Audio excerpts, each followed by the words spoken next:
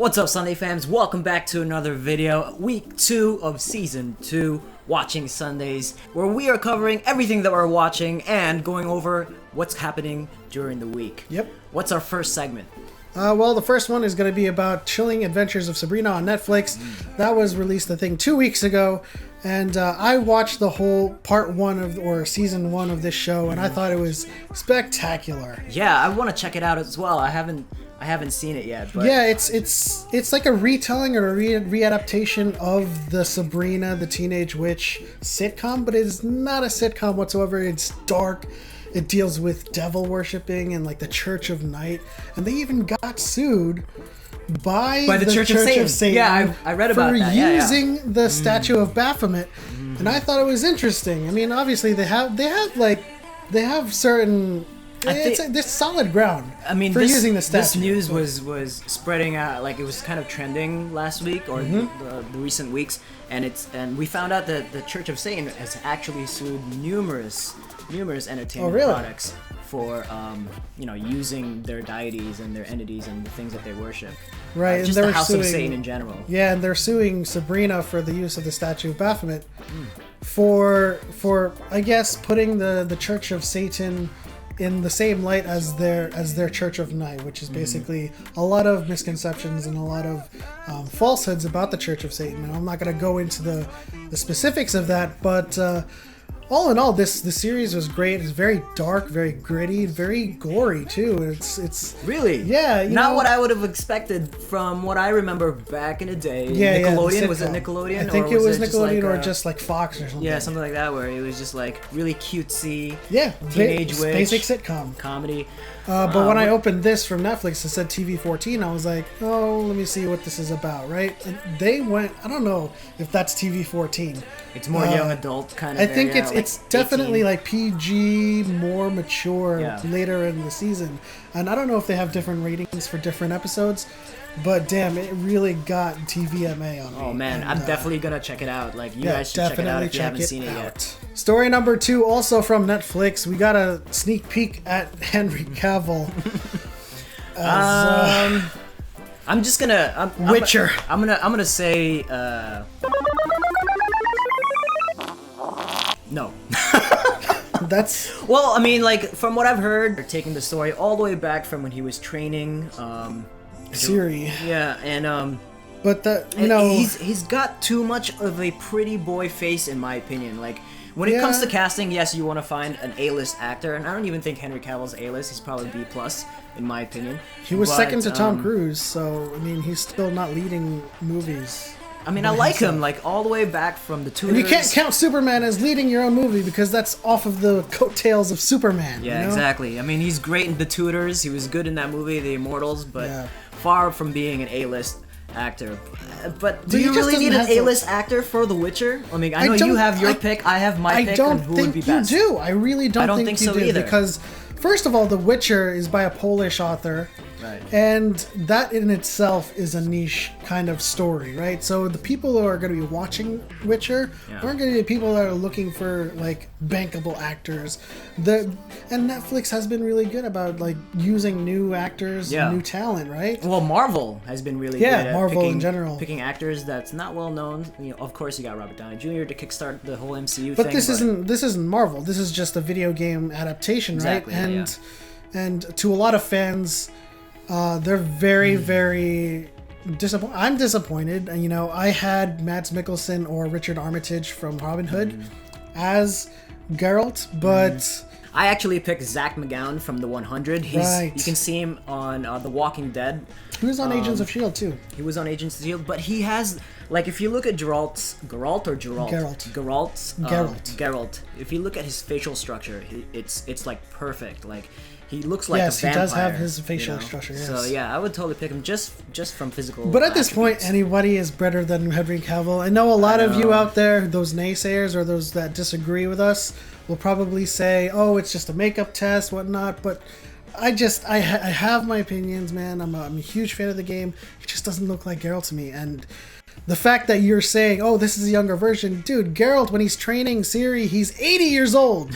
He's a Witcher, right? They're long lived, like the Numenor from Lord of the Rings. So if you think, oh, Aragorn in Lord of the Rings is about 80, 90, right? Sure. In his years, he doesn't look young. So he still has to look. He has to look seasoned, right? Like experienced. And I don't think it's too much of a pretty face for me. Yeah.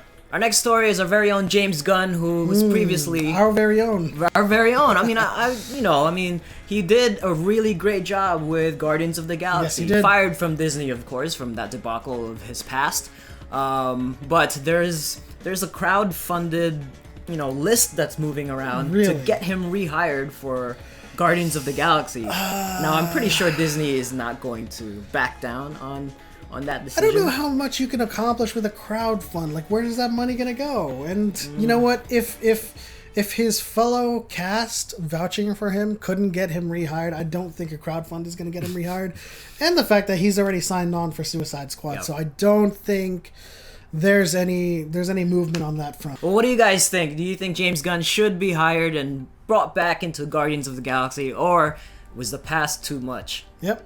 Also on the Star Wars front, we have J.J. Abrams commenting on Episode 9, calling it a course correction for the franchise. Let's do it. Now, I'm so down for it. You can interpret this however you will. I enjoyed The Last Jedi, and I think the course correction, I think it's fan service. He's trying to reunite the fan base that's been divisive. Do you feel like it's just a ploy of like, okay, I'm going to correct the universe here. Everybody come watch this movie. Yeah, it's a publicity, call, But there's hope. I mean, the fans are hopeful. I mean, the fans will always be hopeful because, Rian Johnson's not in the director's seat. But my opinion on this matter is that The Last Jedi was a good movie, and no matter what he does with Episode 9, it has to connect with the fabric of the story that's been already told. So that's unfortunate, isn't it? Whether he can successfully do that with a course correction is another question. Now, if he can do that and still correct the things that some fans have exclaimed were incorrect about the story, then all the more power to us. But at the end of the day, I don't think it needs a correction. I think based on my theories that you've heard from me about how Snoke isn't really dead, and this has all been part of his plan. I just think that that would be the best way to go. I think Last Jedi disappointed fans that aren't looking behind the curtain. They're not looking beyond the truth. And so when I see The Last Jedi, I see all of its revelations as misdirects. Yeah. And so Episode 9 is going to be that such where everything is revealed. And he's just saying that, it's a course correction. Come watch the movie. We don't need to worry about Last Jedi. But I think it's all going to tie in. It's all going to be. And everybody's going to go to the movie theater and watch this movie anyway. Yeah. On to this week's Anime Corner. I have a new anime for you to check out on Crunchyroll and Hulu and all of the streaming channels on the internet. Available everywhere. There seems to be a new streaming channel every week. I know. This week is Goblin Slayer. Now, I've only watched one episode, but that's enough to get my recommendation. The first episode of Goblin Slayer. It is what it is. It's a Goblin Slayer, right? So the first episode is just really, really dark and serious and dramatic, and there's a couple of scenes in there that might be to NSFW for you guys. But sounds interesting. Yeah, and so things happen. I'm not trying to spoil anything, right. But what's the biggest thing about Goblin Slayer that you think why people should watch it? It's just really raw. Is the animation amazing? Is the action The animation is amazing. The action is crazy. It's very violent, it's very gory, and the way the anime starts, you wouldn't think it's going to, traverse the landscape as it does. It gets more serious and more serious, and there's one scene that you guys will see in that first episode that's going to go, this shit is real. And then, but at the end of the day, it's about a Goblin Slayer, right? And so when he enters the picture, things get crazy, and it's just straight up from there. Oh, cool. What's one anime that you would compare it to? I don't think I could compare it to any anime right now. Anything closer? close to it. No. It's the premise is simple, but the way that they lay out the groundwork for the first episode, at least as much as I've watched, it's super serious, super dark, and you are not expecting what you're about to see. Okay. All right, I'm gonna check it out. I haven't seen it either yet. Yes, you have that. You have My Hero and Overlord. Yeah. There's too many things right there. There's too many things out there to watch all of these shows. That's why we're sharing it with you. He's watching a whole bunch of other stuff. I'm watching a whole bunch of other stuff. Speaking of which, into one of my hidden gems, Terrace House, Opening New Doors, Part 4, has been released on Netflix. The show, The Quiet Rebellion, The Quiet Riot that has quietly, how many times am I say quiet? That has seduced everybody as politely as possible. Binge-worthy show. Everybody, you know, I think the cat's out of the bag right now. I mean, well, I don't know. It's just raw, polite, unapologetic Japanese culture, being nice to each other, even if you're having an argument, trying to find love in this house. And sometimes there's some airs of non-Japanese culture kind of like sinking in, because some of the cast are, you know, mixed or halves. So there's a lot of situations where you will see that they try Western stuff, and sometimes it works, sometimes it doesn't. That's Japanese culture. It's just so intriguing to watch. Some fail, some succeed, but you gotta check it out. Check it out. All right, now it's down to our question of the week with Rick Grimes exiting The Walking Dead. Are you also exiting The Walking Dead? Or are you sticking around? Let us know in the comments. I don't know. Yeah, I don't know either. I think it's our job to stick with it, to see. I'm already committed. Like, I've already committed and invested so much time in this franchise. So, see how it goes. We'll wait to the end. Yeah. All right, guys, that'll do it for this episode of Watching Sundays Week 2. We will see you guys next week. Don't forget to like and subscribe and hit that bell notification. Bye. Don't change the lighting in between shots.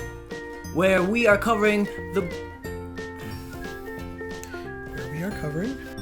story numero when he was young as I was gonna say as a novitiate. Story number 2.